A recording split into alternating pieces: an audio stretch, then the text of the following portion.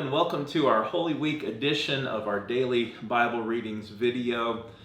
This week we are going to look at some passages from Numbers that have one key image that will help us decipher what's going on. And interestingly enough, that image, even though it will help us to decipher these passages, doesn't actually appear in these passages, at least not in the way that we would think of this particular image. That is the image of a scepter.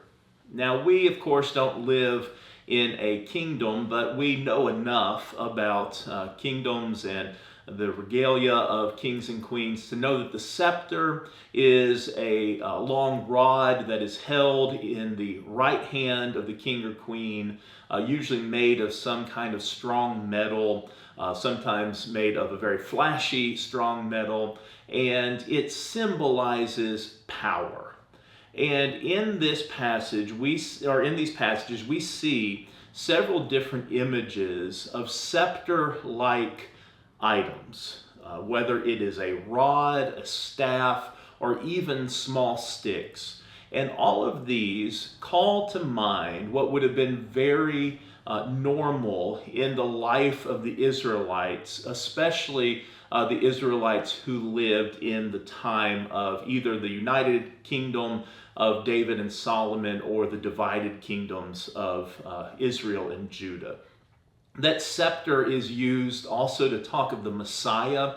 And if you look in the Psalms and in the prophetic literature of the Old Testament, you will oftentimes see the Messiah visualized with that scepter, and again in the right hand, because the right hand is the hand of power. Of course, most people even today are right-handed, and the minority is left-handed, and so that right-handedness was seen as your place of power. And so what we're dealing with in the book of Numbers, and especially in these passages, is a sort of a struggle for power and a question of who has legitimate power. Now, the answer to that question is God. God has the legitimate power, and by extension, those people that God has anointed for leadership positions, they represent God's power, in this case, Moses and Aaron. And so we have, as one of the big narratives in this section, this narrative of the rebellion that happens from these other Levites who think that they should have as much power or more power and authority than Moses and Aaron. And that whole concept of who holds the power drives these passages. We also will see that not even Moses and Aaron can usurp God's power. They can't take that power for themselves and make decisions for themselves. They are only to act as stewards of God's power.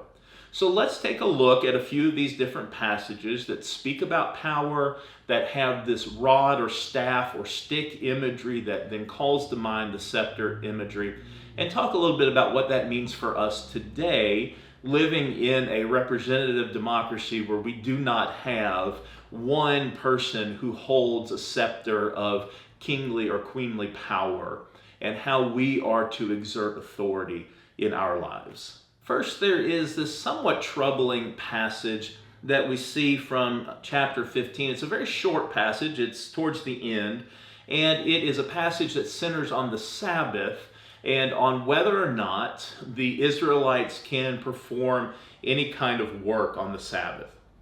One of the reasons why this is such a troubling passage for us is we live in a post-New Testament world in which Jesus himself did work on the Sabbath, and he used as his justification his statement that the Lord created Sabbath for humankind and not humankind for the Sabbath. And the idea was we can do good on the Sabbath, and that we are not restricted from doing that good because of those restrictions on work. And really, any of those Sabbath restrictions sound a little antiquated to us in the sense that you must take one specific day and do nothing. We spoke about Sabbath a couple of weeks ago in our Sunday morning service, and we talked about the fact that Sabbath is not so legalistic that we have to say, all right, from sundown Friday to sundown Saturday, we are to do nothing. But there have been cultures even close to ours that have had that same kind of sentiment. I mean, you think even back 75 years or so, maybe even not that long, with the blue laws that were initiated for Sundays, where Sunday was considered the Sabbath, and no one was allowed to open their businesses on those days. You even go back a couple hundred years to the Puritan cultures and how they would have restrictions against things even like shaving on the Sabbath because that was seen as work. I mean, that is in our country's cultural heritage, and we're just separated from them by a few hundred years. So we have seen this post-New Testament world reflect some legalism around Sabbath, but we don't really have that legalism now today. It's very important that we take Sabbath, that we use that Sabbath for rest and renewal and for enjoying the creation that God has made. But what about this man in Numbers 15 who is gathering sticks on the Sabbath and is being commanded by the Lord to be put to death by stoning? How do we deal with that? Well, again, I think we need to go back to this scepter imagery. And I don't think it's a coincidence that he is collecting sticks on the day of the Sabbath. Remember that God had some of these more severe restrictions for the people of Israel wandering in the wilderness because their job was so huge to the future of the world. They had to establish this culture that was centered on God so that the Messiah could come out of that culture and save all of humankind. And what this person is doing in gathering sticks is not just gathering for probably firewood, but he is actually trying to take power away from God because the Lord is supposed to have supreme authority for this particular culture in a way that we have not experienced in our own life, in our own culture. Now, granted, the Lord is still supposed to have supreme authority in our lives. But what this man is doing is he is literally collecting small sticks on the Sabbath, but he is figuratively taking up his own scepters of authority. He is saying that it doesn't matter what the Lord has commanded me to do as a part of this Israelite community. I'm going to go gather sticks because I am my own authority. I am my own Lord. I am my own person. And it doesn't matter what the Lord has told us to do as the covenant community. His little sticks are representative of his little amount of power that he is trying to magnify at the expense of God's authority. So I don't want you to worry if you go out on Saturday or Sunday and you gather sticks in your yard. I do not think that God's going to strike you dead in that moment.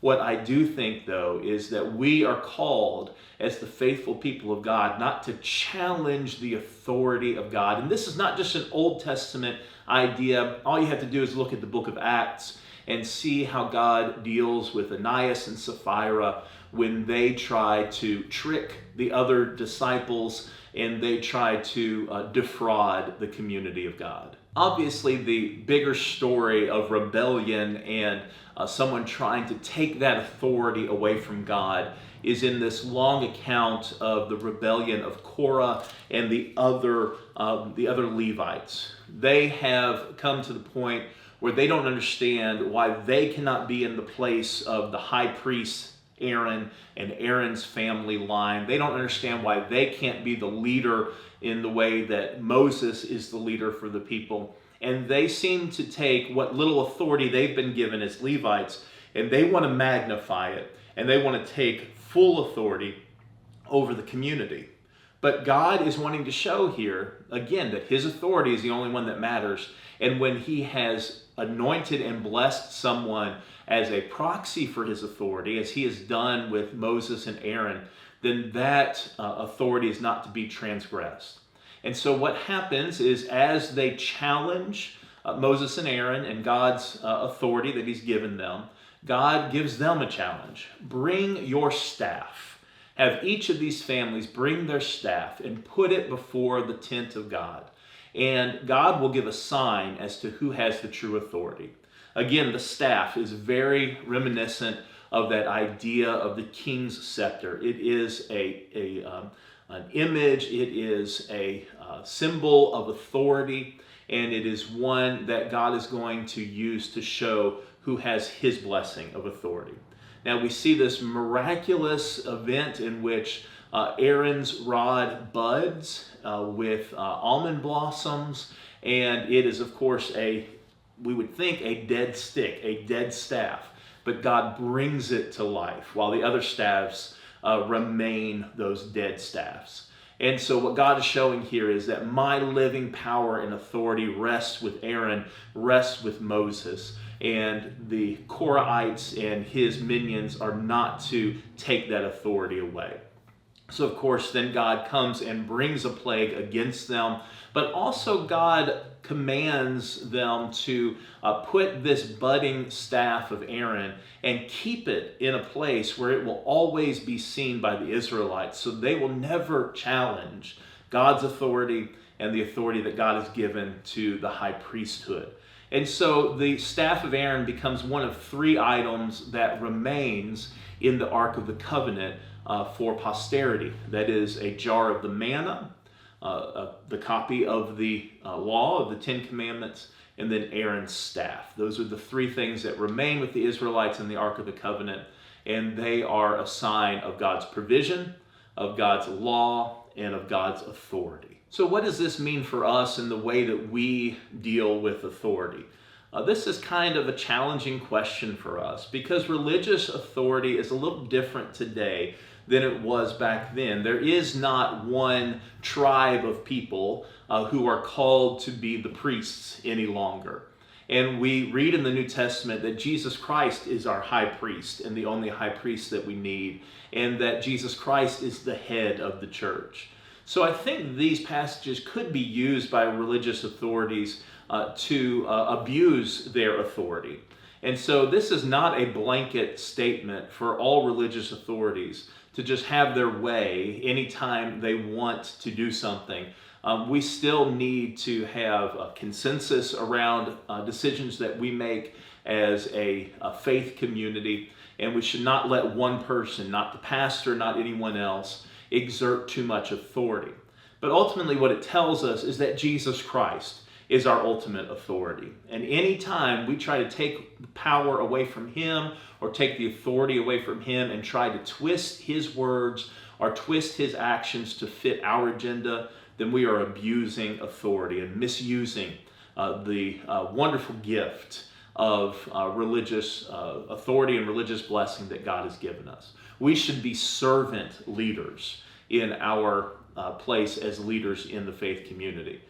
For example, today as we're filming this is Maundy Thursday, and we remember on that day how Jesus, the ultimate authority, washed his disciples' feet as a symbol of servant leadership. And he tells the disciples, if I have washed your feet, you need to wash one another's feet as well.